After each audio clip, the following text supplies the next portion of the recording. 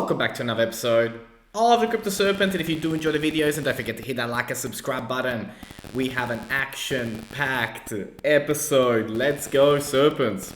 Now, we begin tonight's episode by saying we are closer than ever.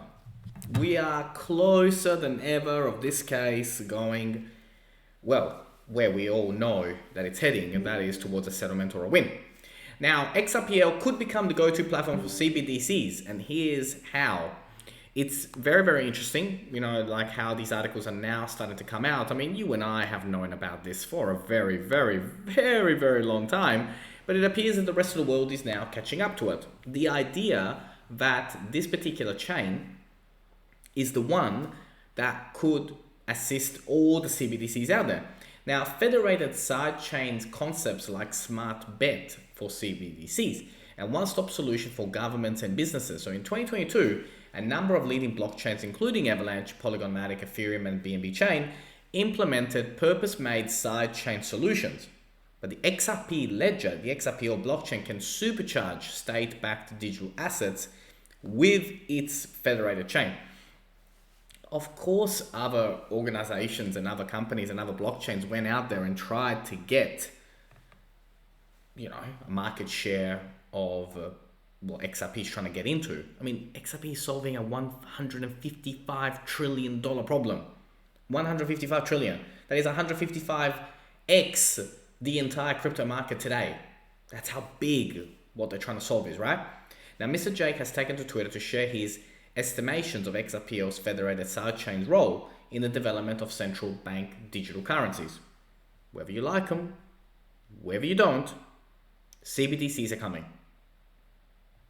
I know there's a lot of you who don't like them, and I understand why you don't, but do check out this tweet and all the little messages underneath that explains why this particular blockchain, the XRPL sidechains, or federated sidechains, is the right solution for governments. He stresses that the governments will definitely need centrally controlled networks for their CBDC's development. However, such platforms can be built from scratch. They would lack a user base and liquidity inflow. Some of you have asked, well, what if some banks and some governments don't want to go with XRP and they want to do their own? Yes, they can, but they're not going to be connected to the rest of the world. And that ultimately is the superpower of the mega platform that XRP and all its partnerships is building. You can go out there and make your own. That's not a problem.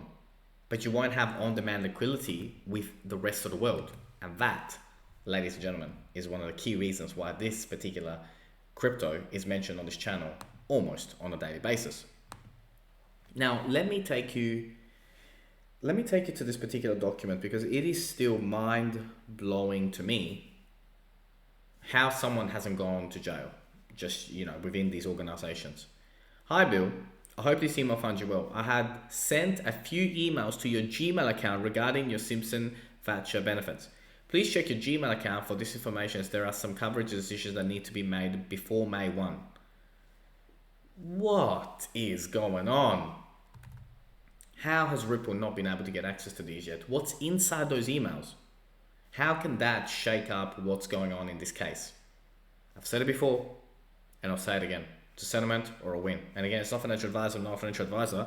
I just don't see it. I don't see how the SEC can get a positive ruling on this. I just simply don't. Now, Ripple does aim for ultimate win as the case with the SEC finally inches towards the end game. You can see how the narrative has now changed around the world.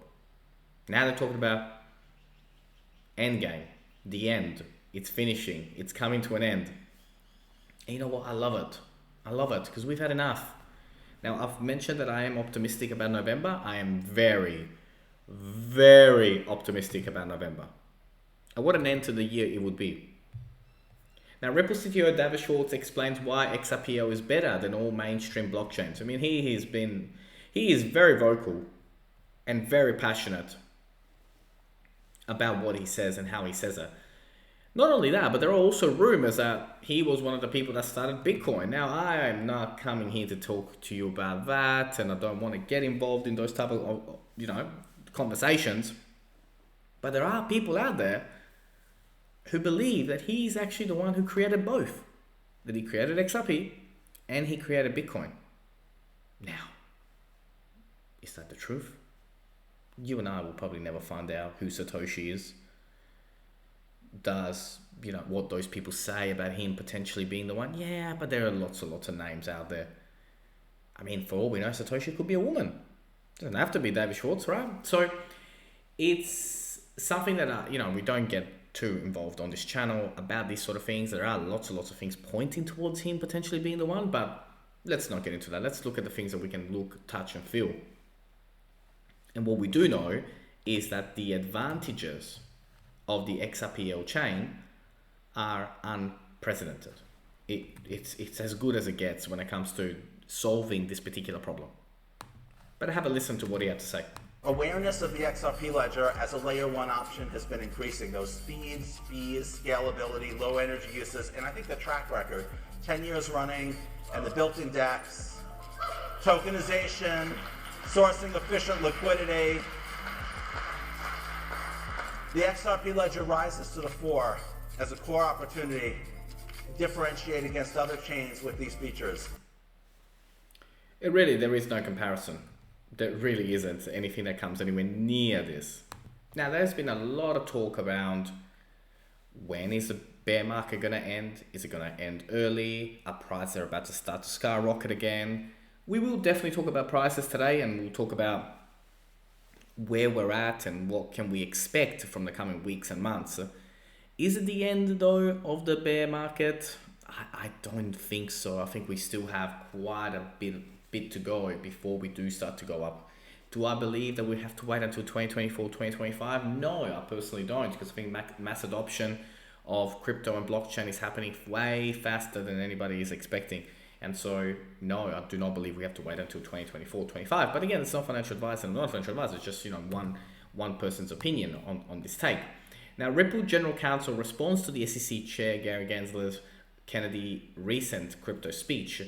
And let's just say the world is not happy, with how the SEC has handled this particular case and how they've handled, what's been going on and what is happening. So to me, I don't see this going past November. It's very, very unlikely. So what do we have coming up? Are we about to start a rally to $1? Can it go even further than that, right? So how far can we go in the next, coming weeks? And I will definitely talk about that because there's been a lot of talk around this, right? Now, XRP's 14% recent rise, is it the beginning of a full-fledged run? This is what the media is very good at. It's good at painting a picture and trying to get you off guard. And I say this, right, because their narratives change so rapidly. Now, I still believe true that, we could be seeing low 30s, even a mid 25 before we start to go up. But the media is very good at trying to make you believe that we're about to go up again, when I don't think we're quite there yet.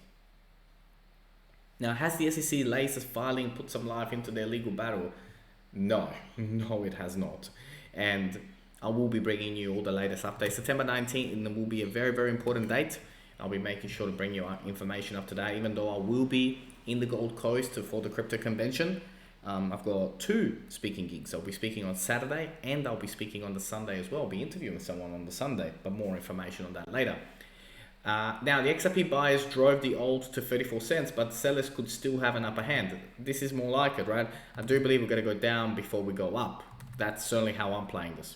Now, I want to show you this picture just so that you guys understand who Ripple is connected to.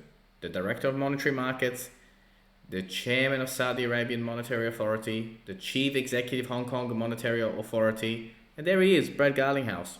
It's not what you know, it's who you know.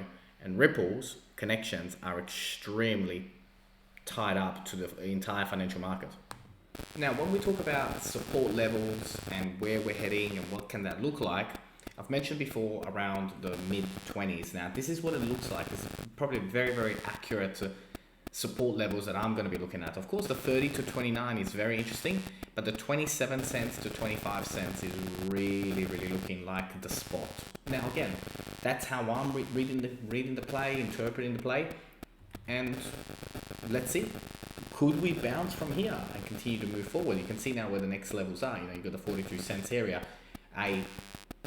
Going above 42 and closing above 42 would be pretty interesting. Are we going to get that right now? I don't think so. I think if we do go close to 40, we will bounce straight back down into that low 30 and then 27 to 25 area. But let's see. Let's see. This is how I see it, right? I mean, I'm around that whole, again, 24, 25 cents area.